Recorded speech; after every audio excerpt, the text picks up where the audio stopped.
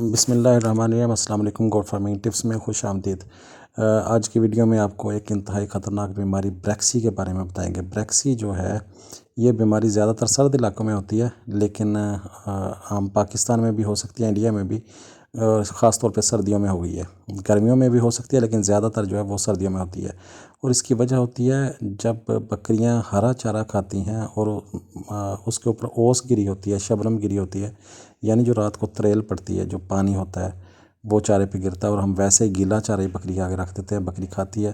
تو اس کی وجہ سے اس کے بکری کے اندر ایک ہوتا ہے بیکٹیریا ہوتا ہے جسے کہتے ہیں بیکٹیریم کلوسٹریڈیم سیپٹیکم۔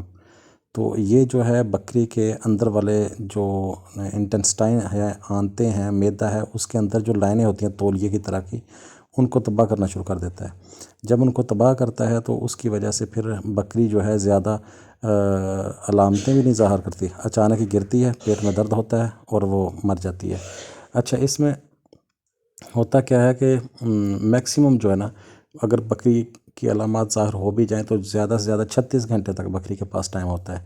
شدید پیٹ کا درد ہوتا ہے اسے، اور اپنی پچھلی ٹانگیں جو ہے وہ اپنے پیٹ پہ مارتی ہے اور زمین پر گر جاتی ہے اور مر جاتی ہے۔ اس کا ایز سچ کوئی جو ہے وہ علاج تو نہیں ہے، ٹھیک ہے، لیکن آپ جو ہے احتیاطی طور پر شاید کام کر جائے۔ دیسی طریقہ جو ہے وہ ہے میٹھا سوڈا اس کو بکری کو دیں، اور میٹھے سوڈے کے بعد آپ اینٹی بایوٹک جو ہے ٹرائبرسن کا انجیکشن لگا سکتے ہیں، آپ ٹائیجنٹ کا انجیکشن لگا سکتے ہیں، ٹھیک ہے۔ اور اس کے علاوہ اینٹی ٹاکسک جو ہے، یعنی ایسا انجیکشن جو زہر کو ختم کرتا ہے، کیونکہ اس سے پھر بکری کے اندر جو ہے وہ زہر بنتا ہے اس بیماری کی وجہ سے۔ تو جب آپ یہ 3 چیزیں دیں گے، میٹھا سوڈا دیں گے، اور اینٹی بایوٹک میں آپ ٹائیجنٹ انجیکشن دیں گے، اور اینٹی ٹاکسک انجیکشن دیں گے۔ اینٹی ٹاکسک انجیکشن میں آپ ایٹروفار لے سکتے ہیں، ایٹروپن لے سکتے ہیں۔ تو جب یہ انجیکشن دیں گے تو اس سے امید ہے 99% کہ آپ کی بکری جو ہے وہ ریکور کر جائے گی۔